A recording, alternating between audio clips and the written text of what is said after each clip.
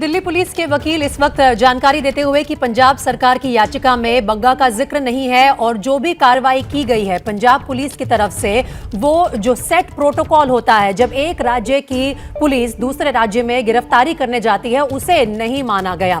तो एक बार फिर से रुक कर लेते हैं मेरे सहयोगी जगविंदर पटियाल का। जगविंदर, माफ कीजिएगा, मुझे पहले आपको रोकना पड़ा था, लेकिन अब आप कह रहे थे कि मंगलवार को 2 केसेस में सुनवाई एक साथ होगी। पूरी बात बताइए।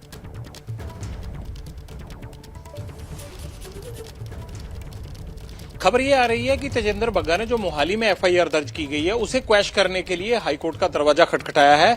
और आज जब ये मामला हाईकोर्ट में आया तो सुनवाई से पहले ही ये कहा गया कि दोनों ही याचिकाओं पर सुनवाई जो है वो मंगलवार को की जाएगी। हाईकोर्ट ने ये कहा, यानी जो पंजाब पुलिस की तरफ से याचिका रखी गई है कि किस तरह से हरियाणा पुलिस ने उनके एक आरोपी को बीच रास्ते में पकड़कर दिल्ली के हैंडओवर कर दिया, ये एक याचिका पंजाब पुलिस की तरफ से है जिसमें एडवोकेट जनरल पेश हुए। और दूसरी तरफ जो बग्गा ने कहा है कि उनके खिलाफ गलत एफआईआर पॉलिटिकल वेंडेटा के तहत दर्ज की गई है, उसको रद्द किया जाए, इसकी भी सुनवाई अब क्लब करके दोनों केस इकट्ठे सुने जाएंगे। तो मंगलवार को सुनवाई होगी, आज कुछ भी नहीं हो पाया। अब ये जो सियासी बवाल है, मुझे ये लगता है कि मंगलवार तक यूं ही जारी रहेगा। और साथ ही जगविंदर, अगर दिल्ली पुलिस के जो वकील हैं उनका जो बयान आया है अभी, उस पर बात करें तो दिल्ली पुलिस का पक्ष ये है कि हमने तो जो शिकायत दर्ज की है वो अज्ञात लोगों के खिलाफ दर्ज की है, क्योंकि तेजिंदर पाल के पिताजी का ये कहना था कि कुछ अज्ञात लोग जो कि वर्दी में भी नहीं थे वो मेरे बेटे को उठा के ले गए। और ये भी एक तरह से पंजाब पुलिस ने प्रोटोकॉल नहीं फॉलो किया। अगर वो दूसरे राज्य में जा रहे थे तो फिर वो यूनिफॉर्म में क्यों नहीं गए?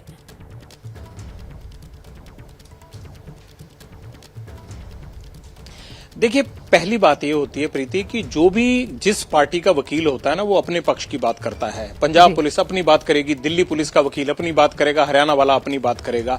उसमें सारी की सारी सच्चाई नहीं होती है, लेकिन इसीलिए तीनों की दलीलें सुनने के बाद हाईकोर्ट ये डायरेक्शन देगा कि किसकी किसके स्तर पर कितनी गलती है, नंबर 1। नंबर 2 जो है, ऐसा कभी नहीं होता है कि किसी भी आदमी को उठा के लाएं और ये ना बताया जाए, भले प्लेन कपड़ों में हो, वर्दी में हो, वहां वीडियो बने होंगे इस बात के। और अगर कोई डीएसपी जनकपुरी थाने गया है विद यूनिफॉर्म और शाम तक वो वहां बैठा रहा है, तो ये बात नहीं है कि इसका पता नहीं था कि कौन आदमी बग्गा को कौन उठाकर लेके गया। ये बातें अलग हैं, ये अब कोर्ट देखेगा। अगर मैं और आप बात करेंगे तो गलती हरेक के स्तर पर थोड़ी थोड़ी रहती है। सवाल ये है कि पॉलिटिकल बॉसेस के ऑर्डर को फॉलो करते हुए पुलिस से जो कुछ हुआ है, अब उसमें कौन कितना सही और कौन कितना गलत था, क्या प्रोसीजरल लैप्स था, ये हाईकोर्ट तय कर देगा कि किसकी कितनी गलती थी।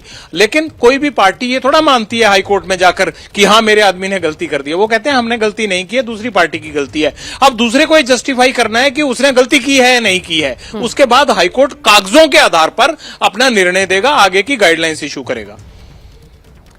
चलिए ठीक है जगविंदर, फिलहाल इस तमाम जानकारी के लिए बहुत शुक्रिया आपका। और ये बात सच है कि कोई भी पक्ष जब मीडिया से बात करेगा तो वो अपनी गलती नहीं मानेगा, लेकिन कोर्ट में उन्हें साबित ये करना होगा कि गलती आखिर किसकी थी और किसने जो लीगल सही तरीका है वो नहीं फॉलो किया तेजिंदर बग्गा की गिरफ्तारी के मामले में।